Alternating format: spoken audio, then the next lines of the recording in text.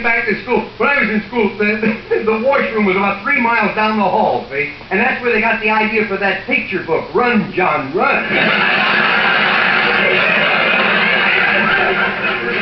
But I found out the only way to deal with a teacher is to have an answer, say anything. And boy, what answers the kids used to give. One day the teacher said, "Who discovered America?" The kid says, "Oh, hi." He says, "Columbus." He says, "I didn't think you wanted his first name." Spell springs, S-P-R-I-T-H-T. She says, "What does it mean?" He says, "Without ginger ale."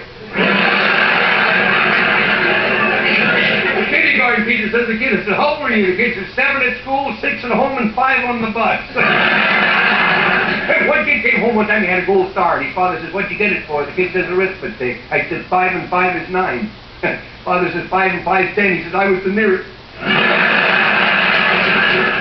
Hey, I got one. Gertrude and Heathcliff, 2 seagulls. Gertrude says, somebody down here in the audience says, "Well, now, here we go."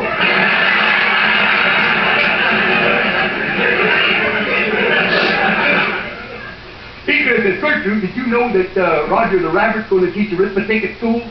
She says, "Do you think he can teach arithmetic?" "Well, he may not know much about division, but he sure can multiply."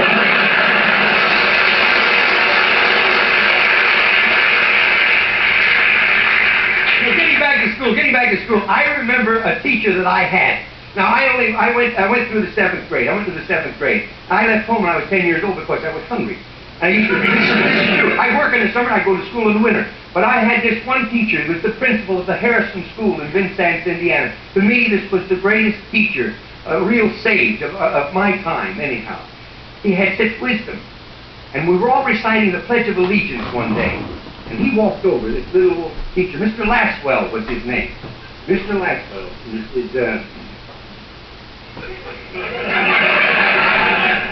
says, "I've been listening to you boys and girls recite the Pledge of Allegiance all semester, and it seems as though it's becoming monotonous to you.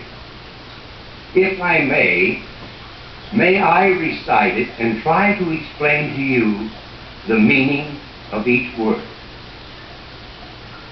I, me, an individual, a committee of one, pledge, dedicate all of my worldly goods to give without self-pity, allegiance, my love and my devotion to the flag, our standard, oh glory, a symbol of freedom.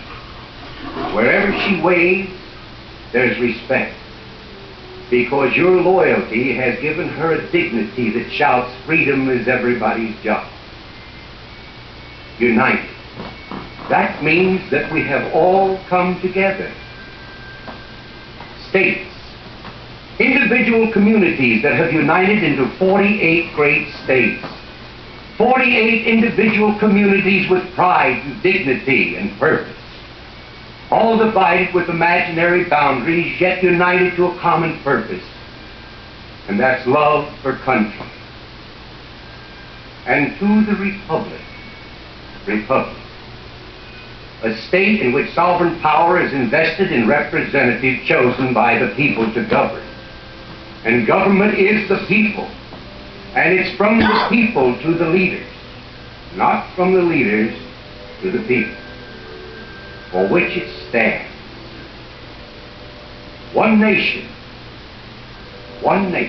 meaning so blessed by God, indivisible, incapable of being divided, with liberty, which is freedom, the right of power to live one's own life without threats, fear, or some sort of retaliation, and justice, the principles or qualities of dealing fairly with others.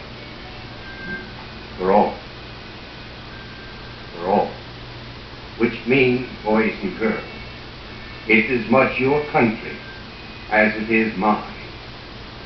And now, boys and girls, let me hear you recite the Pledge of Allegiance.